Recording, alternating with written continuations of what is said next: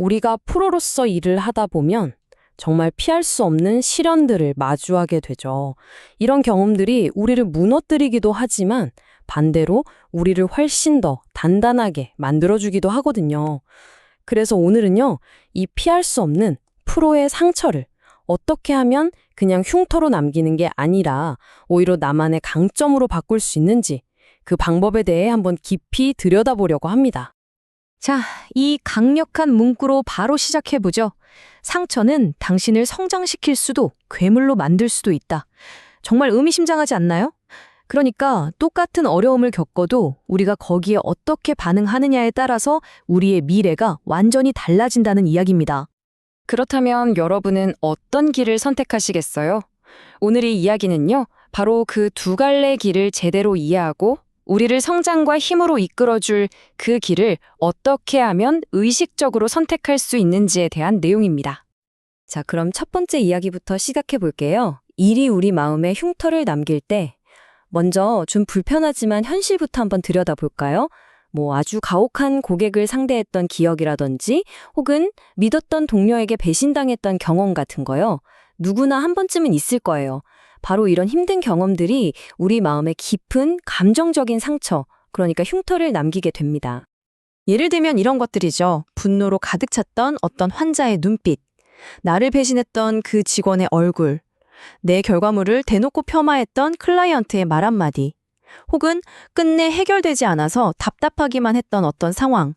바로 이런 구체적인 순간들이요. 마치 한 장의 사진처럼 우리 머릿속에 딱 박혀서 떠나질 않는 겁니다. 계속 맴돌면서 우리를 괴롭히죠.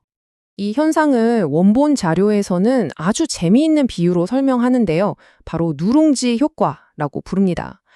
이게 뭐냐면 과거의 사건 때문에 생긴 이 풀리지 않은 분노나 좌절감이 마치 밥솥 바닥에 눌어붙은 누룽지처럼 우리 마음 한구석에 딱 달라붙어 버리는 거예요.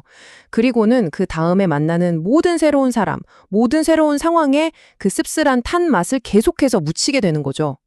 그럼 이 아물지 않은 상처, 이 마음의 누룽지가 구체적으로 어떻게 우리의 시각 전체를 감염시키고 우리를 씁쓸함의 악순환에 빠뜨리는지 한번 자세히 들여다보겠습니다. 우리가 빠지게 되는 첫 번째 함정은 바로 낡은 지도를 계속해서 사용하는 겁니다. 생각해보세요. 우리 마음속에는 경험으로 만들어진 지도가 있어요. 그런데 상처가 아물지 않으면 과거에 그 나빴던 경험에 기반한 아주 낡고 경직된 지도를 계속 고집하게 되는 거죠. 지금 눈앞의 현실은 새로운 사람과 새로운 가능성으로 가득한데도 말이에요. 낡은 지도로는 새로운 길을 절대 찾을 수가 없겠죠. 이게 또 어떤 편향으로 이어지냐면요. 만약 당신이 들고 있는 것이 망치뿐이라면 이라는 유명한 말이 있죠. 우리의 마음이 온통 과거의 상처와 부정적인 생각이라는 망치만 들고 있게 되면 어떻게 될까요? 네, 맞습니다. 모든 곳에서 몸만 보이기 시작하는 겁니다. 세상 사람들은 다 나쁘고 상황은 언제나 최악으로 흘러갈 거라고 믿게 되죠. 그렇게 되면 우리도 모르는 사이에 무의식적으로 내 그 부정적인 믿음을 확인시켜줄 사람과 상황만 기가 막히게 찾아다니게 돼요. 결국 거봐, 내 말이 맞았지? 하면서 스스로 만든 부정적인 예언을 현실로 만들어버리는 그런 악순환에 빠지는 겁니다. 자, 그럼 이 지독한 감염이 더 이상 퍼지지 않게 하려면 어떻게 해야 할까요? 여기서부턴 해결책입니다. 바로 마음의 방화벽을 구축하는 거죠. 일종의 방어 전략부터 시작하는 겁니다. 마음의 방화벽이라니 이게 무슨 뜻일까요? 핵심 개념은 바로 격리입니다. 어떤 특정 사람이나 특정 사건 때문에 생긴 부정적인 감정 있잖아요. 그 감정이 다른 모든 사람, 다른 모든 일에 대한 내 시각까지 물들이지 않도록 딱 차단하는 심리적인 장벽을 치는 거예요. 마치 화재가 번지지 않게 방화벽을 세우는 것처럼요.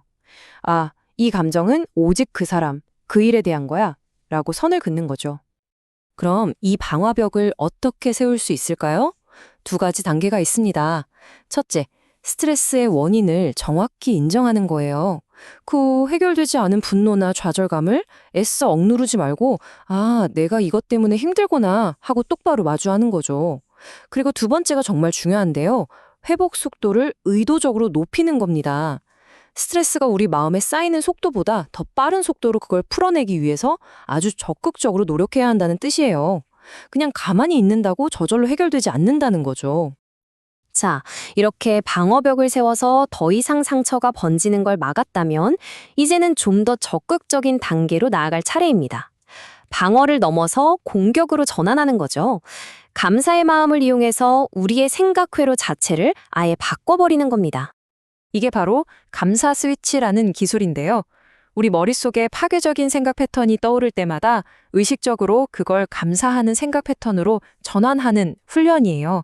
예를 들어, 직원들 교육해봤자 아무 소용 없어 라는 생각이 스멀스멀 올라오잖아요. 그럴 때 바로 스위치를 켜는 겁니다. 아니지, 이 직원들이 없으면 이 모든 일을 내가 혼자 다 해야 하잖아. 정말 감사한 일이야. 이렇게요. 또 이 고객은 도대체 왜 이렇게 이해를 못하지? 싶을 땐 그래도 이 고객 덕분에 내가 안정적으로 일할 수 있는 거잖아. 감사하다. 라고 생각을 의도적으로 바꾸는 거죠. 물론 이게 처음부터 쉽지는 않을 겁니다. 하지만 중요한 건 한 번에 모든 생각을 다 바꾸려고 할 필요가 없다는 거예요. 딱 하나, 부정적인 생각이 떠오를 때 단 하나의 생각만이라도 의식적으로 감사함으로 바꿔보는 연습. 바로 이 작은 시작이 결국 우리 뇌의 회로 자체를 바꾸는 첫걸음이 되는 겁니다. 자, 그럼 우리가 이렇게 마음의 방화벽을 세우고 또 감사 스위치를 훈련하는 이 모든 내면 작업의 최종 목표는 과연 무엇일까요? 그건 바로 흔들리지 않는 꾸준함의 힘을 갖게 되는 것, 즉 프로로서 완전한 숙련의 경지에 이르는 겁니다. 이걸 전문 용어로는 항상성이라고 표현할 수 있겠네요. 우리 몸이 외부 환경과 상관없이 체온을 일정하게 유지하는 것처럼요. 프로의 항상성이란 외부에서 어떤 도발이 들어오든 내 안에서 어떤 기분 변화가 있든 그런 것과 전혀 관계없이 언제나 일관되게 높은 수준의 서비스와 전문성을 유지하는 능력을 말합니다. 그야말로 감정적으로 완전히 안정된 최고의 프로 상태인 거죠.